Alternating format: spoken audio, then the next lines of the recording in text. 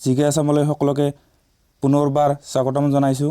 নিয়মীয়া বাৰ্তাত প্ৰকাশিত কুলদীপ মজুমদাৰ দেৱৰ দ্বাৰা লিখিত শিক্ষকৰ যোগ্যতা পৰীক্ষা আৰু সম্ভাৱ্য কিছু প্ৰশ্ন নামৰ শিৰোনামাটোৰ পৰা আজি আমি শিশুৰ বিকাশ আৰু শিক্ষণ বিজ্ঞানৰ দ্বিতীয় খণ্ডটি আলোচনা কৰিম। ইয়াৰ আগত আমি নিয়মীয়া বাৰ্তাত প্ৰকাশ পোৱা একে শিৰোনামাটোৰ পৰা 4টা ভিডিঅ' ইতিমধ্যে আপলোড কৰিছোঁ। যদি ভিডিঅ' কেইটি চোৱা নাই, ডিছক্ৰিপশ্যনত লিংক দিয়া হৈছে, তাত গৈ চাব পাৰে।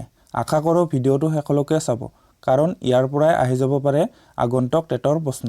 আহকচোন আমি ভিডিঅ'টো আৰম্ভ কৰোঁ। ইয়াত আজি আমি যিহেতু প্ৰথম খণ্ডটিত 14টা প্ৰশ্ন লোৱা হৈছিলে, গতিকে ইয়াত আমি 15 নম্বৰৰ পৰা প্ৰশ্ন ল'ম। 15 নম্বৰ প্ৰশ্নটো হ'ল শিকনৰ ধনাত্মক স্থানান্তকৰণৰ সংঘটিত হয় কেতিয়া? আৰু ইয়াৰ উত্তৰ হ'ল একেধৰণৰ কামৰ ক্ষেত্ৰত শিকনৰ ধনাত্মক স্থানান্তকৰণৰ সংঘটিত হয়। 16 নম্বৰ প্ৰশ্ন দিয়া আছে শিকোৱা কৌশলসমূহ নিৰ্ভৰ কৰে কিহৰ ওপৰত? আৰু ইয়াৰ উত্তৰ হ'ল বিষয়বস্তুৰ প্ৰয়োজনৰ ওপৰত, ছাত্ৰ ছাত্ৰীৰ আগ্ৰহ অভিৰুচিৰ ওপৰত, শিক্ষাদান কাৰ্যৰ প্ৰতি শিক্ষকৰ আগ্ৰহ আৰু উপযুক্ত কৌশল প্ৰয়োগৰ ওপৰত কি কৰে? শিকোৱা কৌশলসমূহ নিৰ্ভৰ কৰে। এই পইণ্টকেইটা মনত ৰাখিব। 17 নম্বৰ দিয়া আছে মানসিক বয়সৰ ধাৰণাটো আগবঢ়াইছিল। আৰু উত্তৰ হ'ল বিনেট আৰু চাইমনে। আমি ইয়াক আলফ্ৰেড বিনে বুলিও কয়, আৰু বিনেট বুলিও কয়। এই দুটা মনত ৰাখিব, বিনেট আৰু চাইমনে। 18 নম্বৰ হ'ল চেষ্টা আৰু ক্ৰুটিৰ দ্বাৰা শিক্ষণৰ সূত্ৰটোৰ সৈতে জড়িত মনোবিজ্ঞানীজন কোন? আৰু ইয়াৰ উত্তৰ হ'ল থৰ্ণডাইক।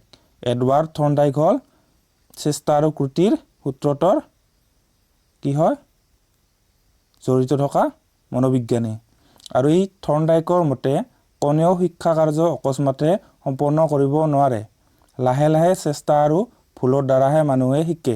এই মতবাদৰ আন নাম হ'ল শিক্ষণৰ চুক্তিতত্ত্ব বা বন থিয়ৰী বা সংযোগবাদ বুলিও এই থিয়ৰীক জনা যায়। আৰু ইয়াক বহুতে কি কৰে? প্ৰচেষ্টা আৰু ভুল সূত্ৰ বুলিও কয়। 19 নম্বৰ দিয়া আছে ইয়াত জন পিয়াজে উদ্ভাৱন কৰিছিল কি সূত্ৰ?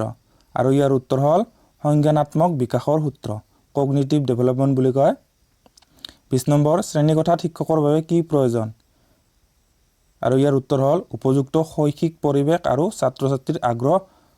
এই দুয়োটা বস্তু থাকিলে শ্ৰেণীকোঠাত শিক্ষকৰ পাঠদান কি হয়? ফলপ্ৰসূ হয়। 21 নম্বৰ শিক্ষকতাৰ মহৎ দিশ কি? আৰু ইয়াৰ উত্তৰ হ'ল আত্মপৰীক্ষাৰ সুযোগ। আত্মপৰীক্ষাৰ সুযোগ হ'ল শিক্ষকতাৰ মহৎ দিশ। 22 নম্বৰ দিয়া আছে এজন সাধাৰণ মানুহৰ IQ হৈছে। আৰু এজন সাধাৰণ মানুহৰ IQ কিমান থাকে?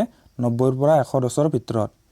আৰু 85ৰ পৰা 115লৈ IQ মুঠ জনসংখ্যাৰ 68% মানুহৰ থাকে। এইটো কথা মনত ৰাখি দিব। 23 নম্বৰ প্ৰশ্নটো দিয়া আছে ক্ষমতাসম্পন্ন শিশুৰ IQ হৈছে। আৰু ইয়াৰ উত্তৰ হ'ল 120ৰ ওপৰত। 120ৰ ওপৰত ক্ষমতাসম্পন্ন শিশুৰ IQ থাকে। আৰু 1% মানুহৰ 134তকৈ বেছি IQ থাকে। মাত্ৰ টোটেল পপুলেশ্যনৰ 1% মানুহৰহে 134তকৈ বেছি IQ থাকে। 24 নম্বৰ প্ৰশ্নটো দিয়া আছে এডলেচেন্স গ্ৰন্থখনৰ ৰচক কোন আছিল? আৰু ইয়াৰ উত্তৰ হ'ল ষ্টেনলি হল। 25 নম্বৰ প্ৰশ্ন বুদ্ধি পৰিমাপনৰ প্ৰথম অভিক্ষাৰ উদ্ভাৱক? আৰু ইয়াৰ উত্তৰ হ'ল আলফ্ৰেড বিনেট। ইয়াক বহুতে আলফ্ৰেড বিনে বুলিও কয়, গতিকে দুয়োটা মনত ৰাখি থ'ব, আলফ্ৰেড বিনেট আৰু আলফ্ৰেড বিনে। 26 নম্বৰ মানুহৰ বিকাশৰ 4টা স্তৰত বিভাজন কৰা প্ৰথমগৰাকী দাৰ্শনিক আছিল। আৰু ইয়াৰ উত্তৰ হ'ল ৰুছই কি কৰিছিলে? মানুহৰ বিকাশৰ 4টা স্তৰটো বিভাজন কৰিছিলে প্ৰথম।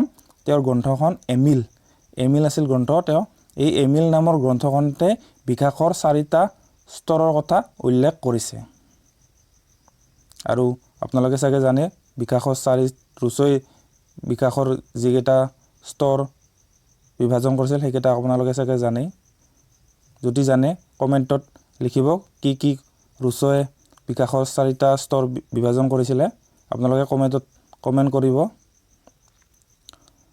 27 নম্বৰ দিয়া আছে শিক্ষণৰ অৰ্থ হৈছে আচৰণ সংশোধন কোনে কৈছিল? আৰু ইয়াৰ উত্তৰ হ'ল এডৱাৰ্ড গিটছে কৈছিলে শিক্ষণৰ অৰ্থ হৈছে আচৰণৰ সংশোধন। 28 নম্বৰ প্ৰশ্ন দি আছে প্ৰথম প্ৰাপ্তবয়স্ক বুদ্ধি অভিক্ষা আগবঢ়াইছিল। আৰু ইয়াৰ উত্তৰ হ'ল ডেভিড বেচলাৰে কি কৰিছিলে প্ৰাপ্তবয়স্ক বুদ্ধি অভিক্ষা আগবঢ়াইছিল। আৰু এই অভিক্ষাক কি বুলি কয় WAIS বুলি কয় WAIS অৰ্থাৎ ৱেছলাৰ এডাল্ট ইণ্টেলিজেন্স স্কেল বুলিও জনা যায়। ফ্ৰেণ্ডছ এইখিনি আছিল ভিডিঅ'টো। আশা কৰোঁ ভিডিঅ'টো ভাল পাইছে আৰু ইয়াৰে বহুকেইটি প্ৰশ্ন দিবলৈ বাকী থাকিলে যদি আপোনালোকে ভিডিঅ'টো ভাল পায় তেতিয়াহ'লে নেক্সট পাৰ্টত নিশ্চয় আগবঢ়াম। যদি ভিডিঅ'টো লাগে আপোনালোকে কমেণ্ট কৰি জনাব আৰু যদি চেনেলটি নতুনকৈ চাইছে তেতিয়াহ'লে ছাবস্ক্ৰাইব কৰিবলৈ নাপাহৰিব। বন্ধুবৰ্গৰ মাজত ভিডিঅ'টো শ্বেয়াৰ কৰিবলৈ অনুৰোধ জনা হ'ল। ধন্যবাদ।